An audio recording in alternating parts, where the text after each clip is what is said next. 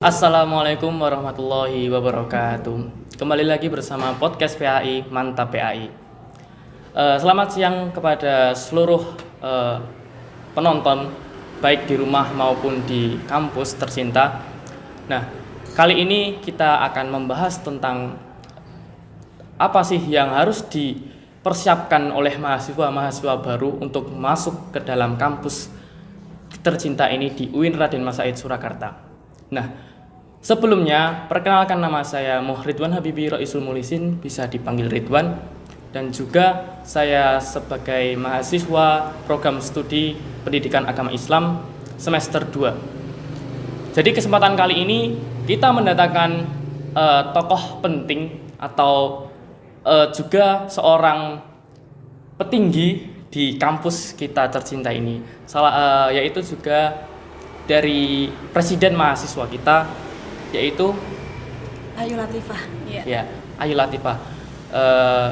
Mungkin bisa diperkenalkan identitas diri, Mbak. Iya. Bismillah. Terima kasih. Assalamualaikum warahmatullahi wabarakatuh. Ya. Teman-teman Raden Mas Said Muda, terima kasih. Perkenalkan nama saya Ayu Latifah. Bisa dipanggil Mbak Ayu juga. Dan bukan petinggi ya, saya juga mahasiswa di sini. Saya semester Tapi saya 8. bisa memanggil Pres Ayu atau gimana? Ya, terserah, enggak apa-apa. Pres bisa, Mbak Ayu bisa. Saya semester 8, Pendidikan Bahasa Inggris di Fakultas Adab dan Bahasa. FAB berarti. Iya.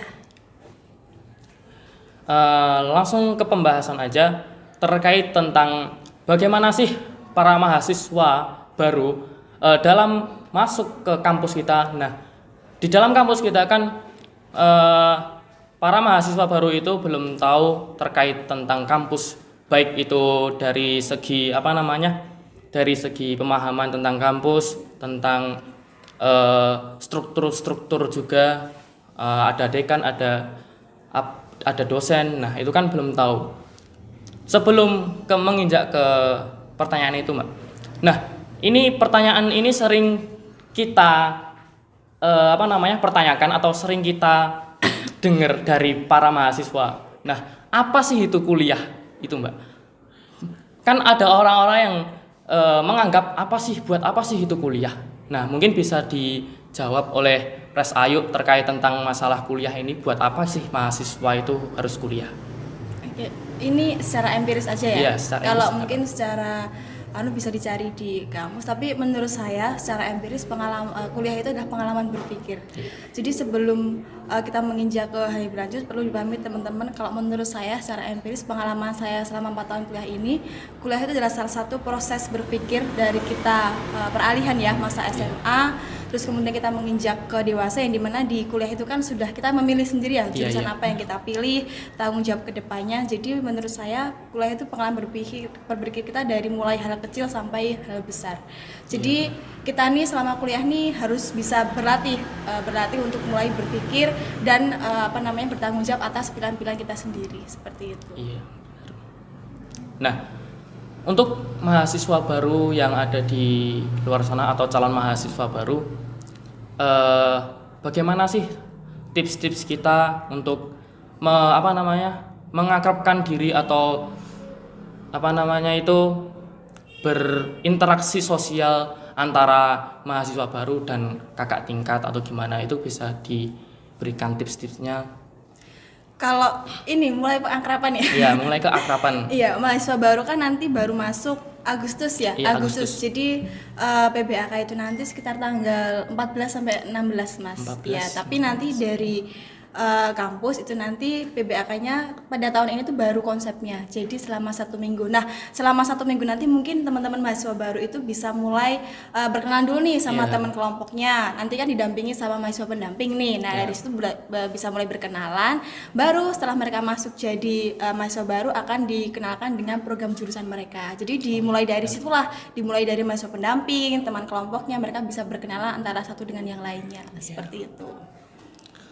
Nah, itu kan terkait dengan masa keakraban antara mahasiswa baru dan lingkungan kampus atau juga kakak tingkat juga. Nah, untuk pertanyaan selanjutnya ini, Mbak, terkait tentang keorganisasian. Nah, di dalam kampus itu juga terdapat organisasi-organisasi, dan juga bukan dari internal juga di dalam kampus juga, tetapi juga dari eksternal. Nah, kalau mahasiswa baru ini kan juga masih pola pemikirannya masih baru ya Mbak. Iya. Nah, itu kan juga masih perlu pemahaman dari sekarang antara harus memilih organisasi apa yang pantas untuk diri mahasiswa baru ini. Oke. Kalau teman-teman mahasiswa baru ini tergantung minatnya dulu sih Mas. Iya, Basic dari keminatan dirinya itu seperti apa.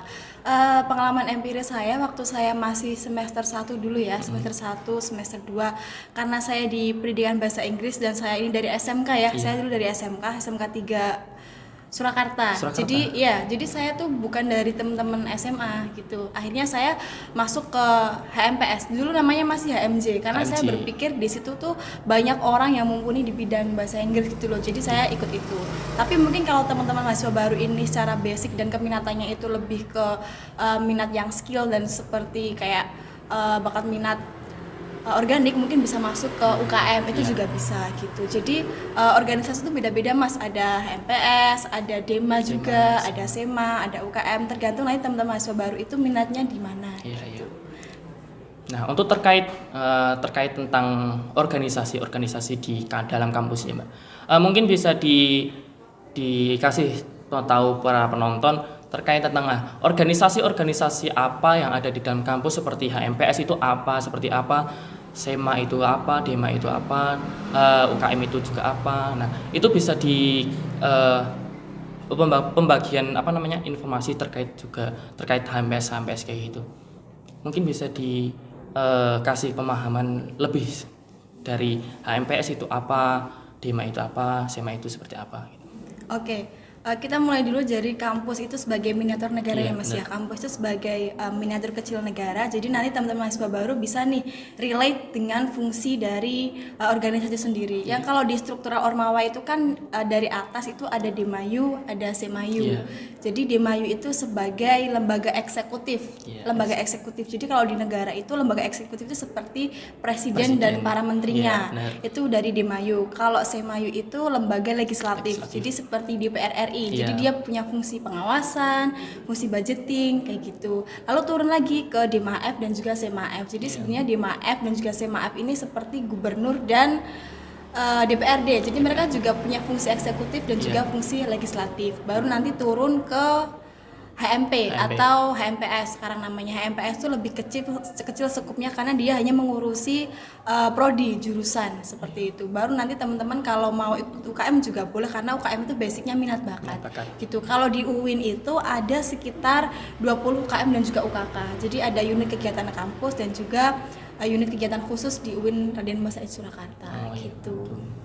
Nah, itu dia para penonton sekalian terkait tentang apa sih organisasi-organisasi apa yang ada di kampus, terkait itu minat bakat seperti UKM ataupun juga SEMA, DEMA ataupun HMPS. Nah, untuk terkait pertanyaan selanjutnya ya Mbak Ayu. Nah, ini tuh terkait tentang struktur-struktur apa saja yang ada di kampus kita tercinta ini, seperti apa sih itu rektor, apa sih itu dekan, atau apa sih itu dosen. Nah, itu bisa dijelaskan kepada para penonton terkait tentang masalah itu. Kan sekarang kan kita kan para mahasiswa baru itu masih belum tahu sih apa sih itu rektor. Yang mereka tahu kan cuma kepala sekolah, guru gitu. Nah, itu bisa dijelaskan para penonton. Oh iya. Untuk mahasiswa baru, tapi saya rasa teman-teman mahasiswa baru juga sudah pinter ya. Sekarang kan sudah zaman era digital, jadi sudah mungkin mereka sudah cari tahu banyak tentang dunia kampus. Jadi sedikit mengulas saja. Kalau di kampus itu, kalau rektor itu seperti kepala sekolah kalau waktu di SMA gitu. Nanti baru turun lagi ada wakil rektor. Wakil rektor 1 bidang kemahasiswaan, terus wakil rektor 2 bidang apa, wakil rektor 3 bidang apa. Jadi wakil rektor itu punya fungsi sendiri-sendiri. Baru nanti turun ke wakil dekan. Ke dekan dulu. Jadi dekan itu kepala tertinggi di fakultas gitu. Jadi FAB punya dekan sendiri, FIT punya dekan sendiri, FUD punya dekan sendiri. Baru nanti turun lagi ke wakil dekan. Jadi wakil dekan itu juga sama kayak wakil rektor, punya fungsi sendiri-sendiri. Ada wakil dekan 1, wakil dekan 2, wakil dekan 3. Nah, baru nanti turun lagi. Kalau sekarang itu ada namanya jurusan. gitu. Saya contohin ya Mas ya, karena saya dari FAB, di FAB itu ada 3 jurusan sastra, jurusan bahasa sama jurusan sejarah. Jadi kalau di FAB itu 3 jurusan itu nanti dipecah lagi jadi prodi. Jadi jurusan bahasa itu ada 2 prodi, pendidikan bahasa Inggris sama tadris bahasa Indonesia. Terus kemudian kalau jurusan sejarah itu ada sejarah peradaban Islam. Terus kalau tadi jurusan yang ketiga sastra ya, itu ada sastra Inggris sama sastra Indonesia. Cuma di FAB sendiri ada satu penambahan prodi tahun kemarin, ada ilmu perpustakaan. Sama kayak Fakultas Tarbiyah ya, tahun ini ada ilmu lingkungan sama teknologi pangan. Nah, jadi nanti baru turun ke dosen. Kalau dosen ya guru kita itu gitu. Jadi strukturnya seperti itu teman-teman mahasiswa. Ya, mungkin itu terkait tentang pembahasan mengenai rektorat, rektor, terus wakil rektor, terus dekan. Setelah itu juga ke bawahnya lagi ada dekan 1, dekan 2. Nah, itu mungkin para penonton itulah pemahaman terkait tentang struktur yang ada di kampus. Kembali lagi ke organisasi ya, Mbak Ayu. Ini tuh mengenai para mahasiswa itu sering terpengaruh. Nah, jadi mungkin bisa dikasih tahu pemahaman apa dulu sih yang harus ditanamkan kepada mahasiswa baru untuk bisa menangani kalau ada terjadinya organisasi-organisasi yang kurang baik menurut kita ataupun menurut orang lain. Nah, itu bisa dikasih tahu kepada para mahasiswa baru terkait pemahaman tips yang harus ditanamkan. Oke. Terkait organisasi Mas ya. Pengalaman empiris saya selalu menempatkan organisasi itu sebagai yang pertama itu adalah tempat berkembangnya skill. Jadi kalau saya nggak mendapatkan ilmu di kelas, harus saya dapatkan di organisasi. Itu skills. Lalu yang kedua adalah jenjang karir. Tapi kalau jenjang karir ini nanti sudah lama. Jadi kalau kamu sudah berkecimpung lama di organisasi, nantinya kamu bisa menjadikan pengalaman-pengalaman di organisasi ini sebagai jenjang karir kamu. Jadi mulai dari skill, terus kemudian jenjang karir. Jadi dari hal-hal kecil seperti itu nanti kamu bisa tertata ke depannya itu mau kemana. Karena bagi saya organisasi ini adalah tempat kedua mencari ilmu selain di kelas gitu. Karena kalau di kelas kan kita hanya tahu mengenai jurusan kita aja, knowledge kita aja. Tapi kalau di organisasi kamu bisa dapat hal yang lebih banyak, kayak misalkan kamu keterampilan public speaking, terus kemudian kamu pede ngomong di depan orang, itu kan nggak bisa langsung dapat di kelas ya. Nah, itu saya selalu menamakan diri saya harus dapat di organisasi. Saya seperti itu. Jadi memang kalau mau masuk di organisasi ya harus mau belajar juga. Nggak bisa kalau mau masuk organisasi tapi langsung pintar, nggak bisa. Semuanya pakai proses menurut saya. Berarti bisa dikatakan organisasi itu seperti wadah ya. Seperti wadah buat para mahasiswa untuk untuk mengupgrade skill kita terkait minat bakat kita. Mungkin itu bisa minat bakat public speaking, untuk menulis. Nah, itu bisa diarahkan ke organisasi. Tapi ya itu kuncinya mahasiswanya juga harus mau belajar. Jadi nggak bisa tuh langsung masuk organisasi langsung pintar. Kan sekarang banyak apa sih gunanya organisasi gini-gini. Kan dia belum masuk, belum berproses tapi udah bilang gitu. Jadi nggak bisa, memang harus mau belajar dulu sih kalau menurut saya ya. Itu nanti hasilnya setelah 1 tahun, 2 tahun itu baru kerasa. Kalau sebentar baru 1 atau 2 bulan ya belum kerasa hasilnya. Kayak gitu sih Mas menurut saya. Nah, itulah pemahaman tentang organisasi yang ada di kampus. Pertanyaan selanjutnya itu terkait beasiswa.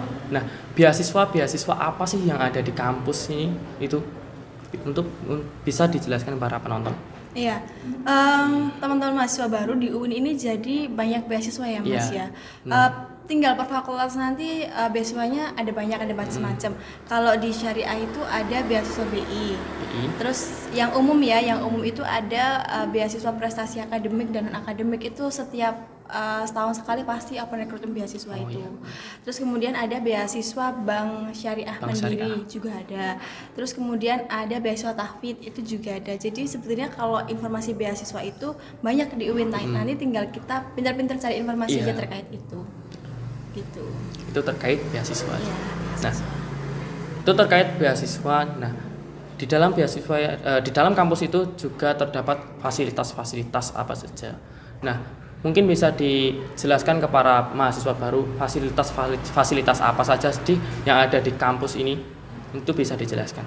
Ya, kalau UIN Raden Mas Said sendiri sejauh ini untuk fasilitas ya pastinya cukup memadai ya Mas Iya, ya. Cuma untuk penggunaan kemaksimalannya mungkin nanti bisa dicek sendiri Iya. untuk teman-teman mahasiswa baru apakah fasilitas di UIN ini layak digunakan atau tidak. Benar. Tapi sepertinya sampai hari ini sih masih layak ya, masih seperti ruang kelas. Terus kemudian ada gedung SC. Gedung SC itu nanti untuk teman-teman UKM. Nah, jadi di UIN itu ada satu gedung untuk teman-teman UKM kayak base camp gitu. Ada juga per fakultas itu ada ruang ormawa juga. Terus kemudian yang terbaru kemarin kampus tuh sekarang punya mobil untuk mahasiswa. Jadi kalau mahasiswa itu ada lomba kemana itu bisa diantar pakai mobil yang baru. Itu kemarin hadiah dari BRI. Itu baru aja. Gitu. Tapi untuk penggunaannya nanti bisa dicek sendiri apakah mahasiswa itu puas dengan fasilitas yang diberikan oleh kampus atau tidak. Gitu sih. Benar. Nah, itu terkait tentang beasiswa dan fasilitas. Nah, untuk ini pertanyaan terakhir ya. Ini tuh sering kita juga perbincangkan dan juga dipermasalahkan di dalam perkuliahan. Nah, kadang kan kita kan sering berpikir kuliah itu apakah bisa membuat kita sukses ke depannya gitu. Nah, mungkin bisa dari Pres Ayu atau Mbak Ayu ini bisa dijelaskan apa sih kuliah itu bisa menjadi kunci kesuksesan kita atau enggak gitu. Kan banyak sih para di luar sana sukses tanpa kuliah kan ada ya, banyak sekali juga. Nah, mungkin bisa dijelaskan para mahasiswa-mahasiswa baru. Ya, ini empiris saya Mas ya. Empiris. Kuliah itu penting Iya. ya.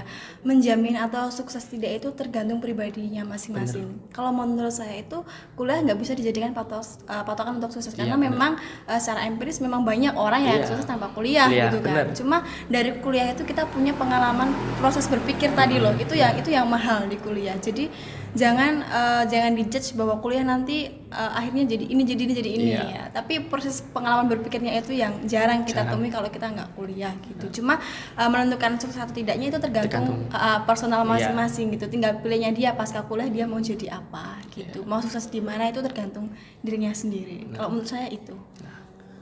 Nah, itulah permasalahan-permasalahan para mahasiswa baru atau pertanyaan-pertanyaan mahasiswa baru terkait bagaimana sih kita mulai awal kita kuliah, dari kita masuk dari awal sampai kita lulus ke depannya. Tiga. Nah, itu terkait pertanyaan-pertanyaan. Mungkin ada sedikit sepatah atau dua patah kata untuk calon mahasiswa baru itu ataupun ucapan selamat kepada para mahasiswa baru. Ya, mungkin selamat datang kepada teman-teman mahasiswa baru ya untuk seluruh jalur. Jangan lupa untuk teman-teman nantinya kalau sudah keterima nanti bisa konfirmasi ke masing-masing CP admin per fakultas karena itu yang resmi. Yang terpenting menurut saya karena di UIN itu bayar UKT ya, pastinya semua kuliah bayar UKT, jadi manfaatkan UKT kalian itu untuk hal yang sebaik mungkin. Kayak misal kalian ikut organisasi, terus kemudian join study club dan sebagainya, karena itu yang akan membantu kalian menemukan passion kalian dan menambah skill gitu. Jadi eman-eman kalau misalkan UKT kalian itu hanya digunakan untuk belajar di kelas aja gitu. Menurut saya seperti itu, Mas. Mungkin cukup sekian podcast pada siang hari ini. Saya pamit undur diri.